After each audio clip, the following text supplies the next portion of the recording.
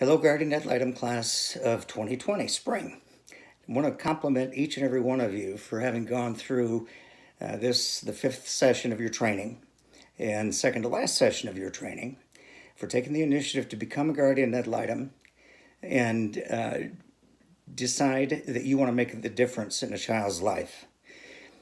I've been a guardian. My name is Mark Welsh, first of all. This is coming to you live, from Palm Harbor, Florida.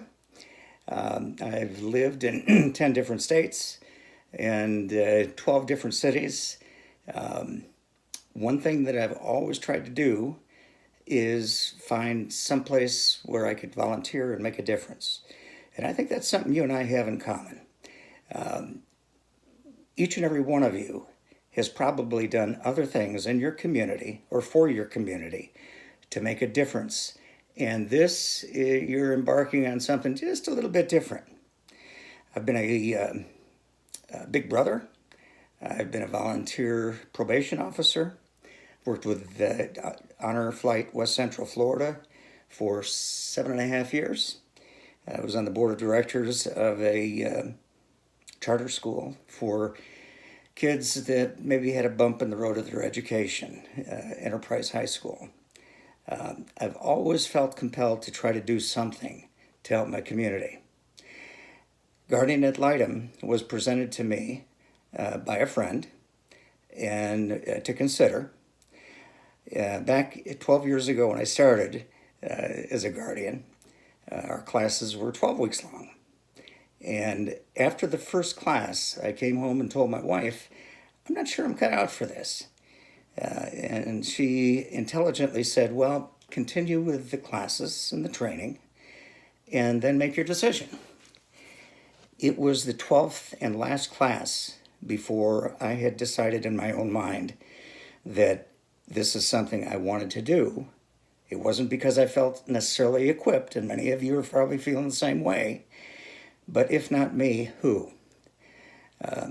Our kids need guardians desperately, as you know. My advice to you is to use all the resources at your disposal, to interact with all of your case managers, Eckerd, everybody, with dignity and respect. Understand the resources available and use them.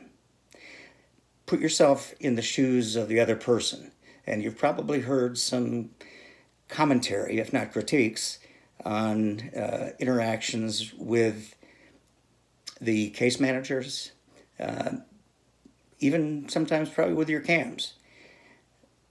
Put yourself in their shoes, understand, and actually work in a collaborative way rather than a confrontational way. You may even get mad at a judge sometime. But again, you are the one constant in this child's life. I've got a dear friend who has been a guardian, not quite as long as I have, but she sent something out the other day. She's making face masks for children. So if you need that, get in touch with me.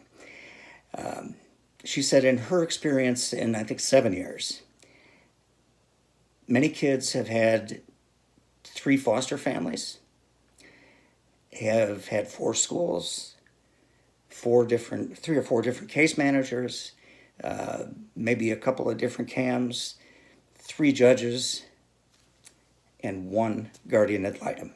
You're the one point of continuity and the one person who that child knows they can depend on. Please be there for them. Just be there. If nothing else, be there and be in support.